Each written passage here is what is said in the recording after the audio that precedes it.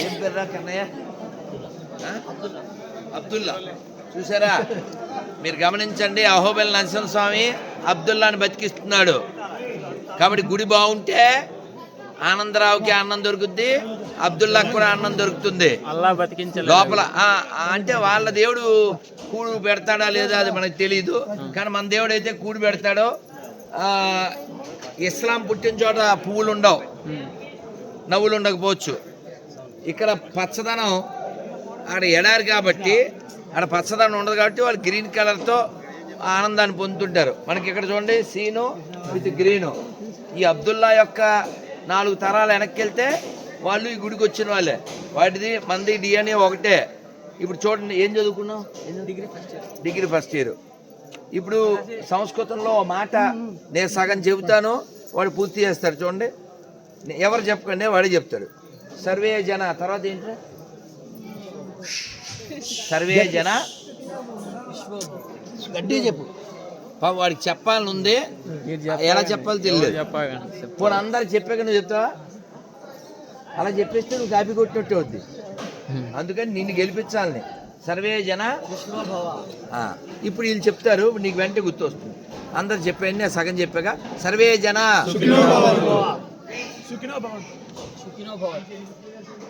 మనందరి లోపల ఒకటే ఉంది, ఒకటే ఆలోచన ఉంది. కానీ ఏదో ఒక చెడు శక్తి మన దేశం మీద పనిచేయడం వల్ల మన వాళ్ళు మనకు కాకుండా పోయారు.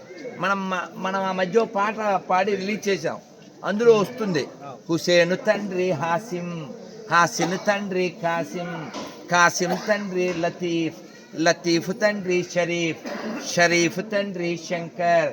గతాలు మతాలు మారిన మన తాతలు తండ్రులు మారరురా. అందరూ చెప్పండి, ఇది మన దేశం, ఇది మన దేశం, ఇది మన దేశం, ఇది మన దేశం, ఇది మన దేశం, ఇది మన దేశం. చెప్పండి, ఇది మన దేశం, ఇది మన దేశం, ఇది మన దేశము రన్నా, ఇది మన దేశము రన్నా, ఇది స్వర్గము కన్నా మిన్నా, ఇది స్వర్గము కన్నా మిన్నా.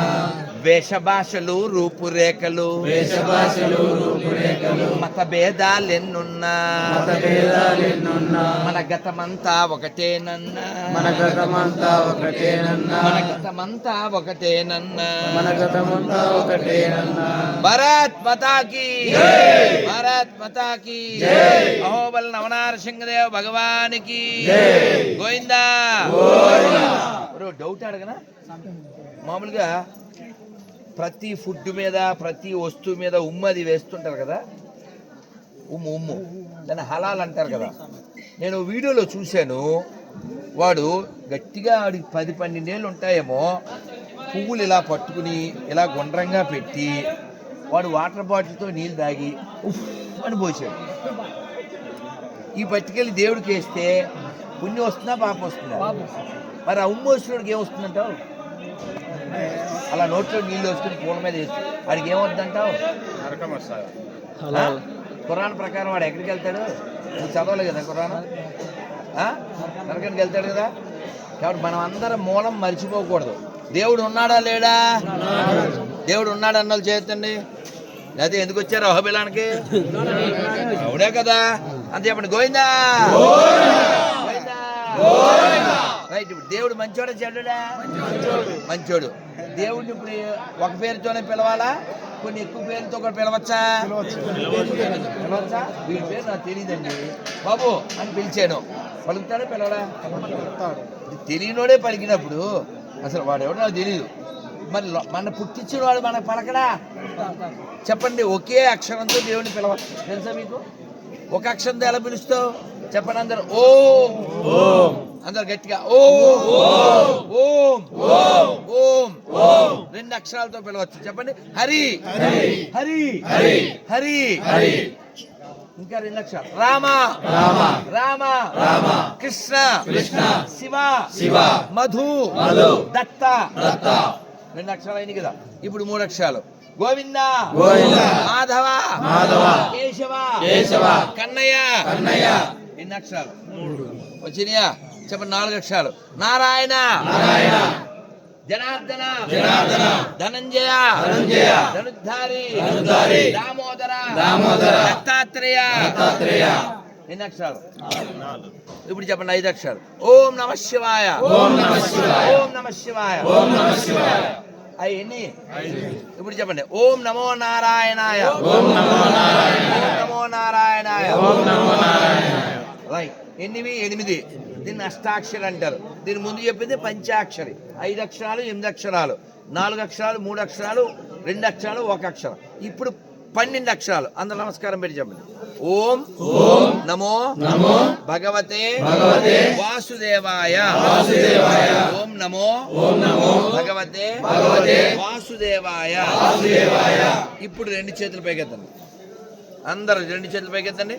చెప్పండి. హరే కృష్ణ హరే కృష్ణ కృష్ణ కృష్ణ హరే హరే హరే రామ హరే రామ రామ రామ హరే హరే గోవిందా గోవిందా గోవిందా గోవిందా. ఇప్పుడు మీరు చెప్పండి. మీరందరూ బుద్ధిమంతులు కదా. ఇప్పుడు ఈ పిల్లోడి పేరు నాకు తెలియకపోయినా, ఈ పిల్లోడి పేరు నాకు తెలియకపోయినా బాబు అని పిలిస్తే వాడు పలుకుతాడు కదా. మరి దేవుడు అంత ఎదవంటారా? 2 అక్షరాలతో నన్ను పిలవండి, 3 అక్షరాలతో నన్ను పిలవండి అంటాడా? అలా అంటే వాడు గాడు అవుతాడా, సైకో గాడు అవుతాడా? సైకో కదా. ఆలోచించండి. దేవుడు అంటే చాలా విశాలమైన వాడు. ఉన్నాడా అని డౌటు ఎవరికి వచ్చింది? ప్రహ్లాదుడు వాళ్ళ నాన్న. ఇది పక్కన చూడు, హిరణ్యకశిపుడికి వచ్చింది. ఉన్నాడా అన్నాడు. ఉన్నాడు అన్నాడు. ఈ పిల్లోడు ఎక్కడ ఉన్నాడు అన్నాడు. ఎక్కడేమిటి? ఎక్కడ వెతికినా ఉన్నాడు అన్నాడు. అయితే స్తంభంలో ఉన్నాడా? ఉన్నాడు అన్నాడు. వాడి చేతిలో ఏముంది? కదా. వెంటనే ఏం చేశాడు? తథాడా కొట్టాడు. అంతే. కొడితే ఎవరు వచ్చారు? ఎవరు వచ్చారు? ఆయన ఎలా ఉన్నాడో అన్నమయ్య చెప్తాడు. పాలనేత్రానల ప్రబల విద్యుల్లత కేలి విహారా లక్ష్మీ నారసింహ లక్ష్మీ నారసింహ. ఆయన ఎవరిని సంహరించాడు? చెడ్డవాడిని, దూత్తుణ్ణి, రాక్షసుని సంహరించాడు. ఆ పసిపిల్లవాడిని ఒళ్ళో కూర్చోబెట్టుకున్నాడు. కూర్చోబెట్టుకున్నాక అడిగాడు, ఏమయ్యా నన్ను చూసి మా ఆవిడ అంటే విష్ణుమూర్తి భార్య ఎవరు? లక్ష్మీదేవి. మా ఆవిడ భయపడుతుంది, నేను ఎప్పుడు ఈ వెర్షన్లో చూడలేదండి అందే. నా కొడుకు బ్రహ్మదేవుడు భయపడుతున్నాడు, దేవతలు భయపడుతున్నారు, మరి నువ్వేంటి చిన్న పిల్లోడివి నన్ను చూసి భయం లేదా అని అడిగాడు. అప్పుడు ఏం చెప్పాడు ప్రహ్లాదుడు? స్వామి నువ్వు నా తండ్రివి, నిన్ను చూస్తే భయం ఎందుకు, సంసారాన్ని చూస్తే నేను భయపడతాను అన్నాడు. కాబట్టి భగవంతుడు మాతా నృసింహ పితా నృసింహ సఖా నృసింహ సర్వం నృసింహ అంటే అర్థం ఏంటి? వీడు చెప్తారు, అబ్దుల్లా చెప్తారు, వినండి. అర్థమైందా? విన్నారా? కాబట్టి దేవుణ్ణి ఒకే అక్షరంతో, 2 అక్షరాలతో, 3 అక్షరాలతో, 4 అక్షరాలతో, 5 అక్షరాలతో, 12 అక్షరాలతో, 8 అక్షరాలతో, 32 అక్షరాలతో పిలవచ్చా, పిలవకూడదా? దేవుణ్ణి 2-3 అక్షరాలతోనే పిలవాలనేటువంటి వాడు మూర్ఖుడా కాదా? వాడి వల్ల ప్రపంచానికి ప్రమాదమా కాదా? అటువంటి మతాలు ఉండడం ప్రపంచంలో అవసరమా అనవసరమా? కాబట్టి అందరూ బాగుండాలంటే ఎవరు బాగుండాలి? అందరి మేలు కోరే వాళ్ళు బాగుండాలి. సర్వే జన సర్వే జన సర్వే జన. మనం చూసారా బంగ్లాదేశ్ లో వాడు హిందువు, దేవుడిని ఏ పేరుతో అయినా పిలవచ్చు, దేవుడు ఎవరైనా కొలవచ్చు, దేవుడికి పేరు లేదు అన్నాడు. వాడిని నిలువున చంపి కాల్చేశారు. ఎందువల్ల? రాక్షస జాతి. అదవుతుందా? ఇన్ని 100 మంది హిందువులు ఉంటే ఒక్క ముస్లిం లోపల ఉన్నాడు, ఇక్కడ ఉన్నాడు. మనం అతన్ని ముస్లింలా చూడం. ఎలా చూస్తాం? మనిషిలా చూస్తాం. అదే 100 మంది ముస్లింల మధ్య ఒక హిందువు పశువు. కాబట్టి ప్రపంచం బాగుండాలంటే భారత్ బాగుండాలి. భారత్ బాగుండాలంటే హిందువులు బాగుండాలి. ఈ మాట నాది కాదండి, కేకే మహమ్మద్ గారు చెప్పారు. ఆయన ఎవరు? Archaeology department. ఆయన చెప్పారు భారత్ ప్రశాంతంగా ఉండాలంటే భారత్లో రాజ్యాంగం ఉండాలంటే హిందువులు మెజారిటీగా ఉండాలి. అదవుతుందా? ఎక్కడెక్కడ హిందువులు మైనారిటీ అయ్యారో అక్కడ పీస్ ఉండదు, పీసెస్సే ఉంటాయి. కాలితే చెక్ చేయండి. పాత బస్తీలో కరెంటు బిల్లు కడతారా? చలానా కడతారా? ఎందుకు కట్టరు? అర్థం చేసుకోవాలి. కాబట్టి ఖచ్చితంగా మనం భౌతికత చదవాలి, రామాయణం చదవాలి, ఖురాను బైబిల్ కూడా చదవాలి. అన్నీ ఒకటని సొల్లు కబుర్లు చెప్పకూడదు. అర్థమైందా? ఇక్కడ ఉన్న మనం అందరం కూడా నరసింహస్వామిని, రాముణ్ణి, శివుణ్ణి ఇతరులు నమ్మకపోయినా వాడి ఇష్టమండి అని చెప్పగలం. అవునా కదా?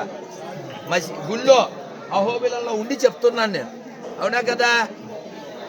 మరి మసీదులో చెప్తారా? చర్చిలో చెప్తారా? అల్లాని యేసుని నమ్మకపోయినా పర్లేదని చెప్తారా? చెప్తే పాకిస్తాన్ ఎందుకు పుడుద్ది? చెబితే అసలు బంగ్లాదేశ్ ఎందుకు పుడుద్ది? కాబట్టి ప్రపంచం బాగుండాలా వద్దా? బాగుండాలి. బాగుండాలంటే ఏ దేశం బాగుండాలి? ఏ దేశం బాగుండాలి? ఏ దేశం బాగుండాలి?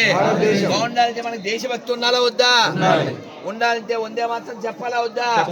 చెప్పండి. వందే మాతరం, వందే మాతరం, వందే మాతరం, వందే మాతరం, వందే మాతరం, ఆ తరం ఈ తరం, వందే మాతరం, ఆ తరం ఈ తరం, వందే మాతరం. జై శ్రీరామ్, జై శ్రీరామ్, జై శ్రీరామ్, జై శ్రీరామ్. శ్రీ అహోబల లక్ష్మీ నరసింహదేవ భగవానికి గోవిందా గోవిందా గోవిందా.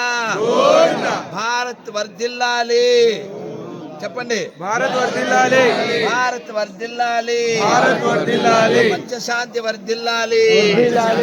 భారత్ మాతాకి, భారత్ మాతాకి జై శ్రీరామ్, జై శ్రీరామ్, జై శ్రీరామ్, జై శ్రీరామ్. గోవిందా గోవిందా.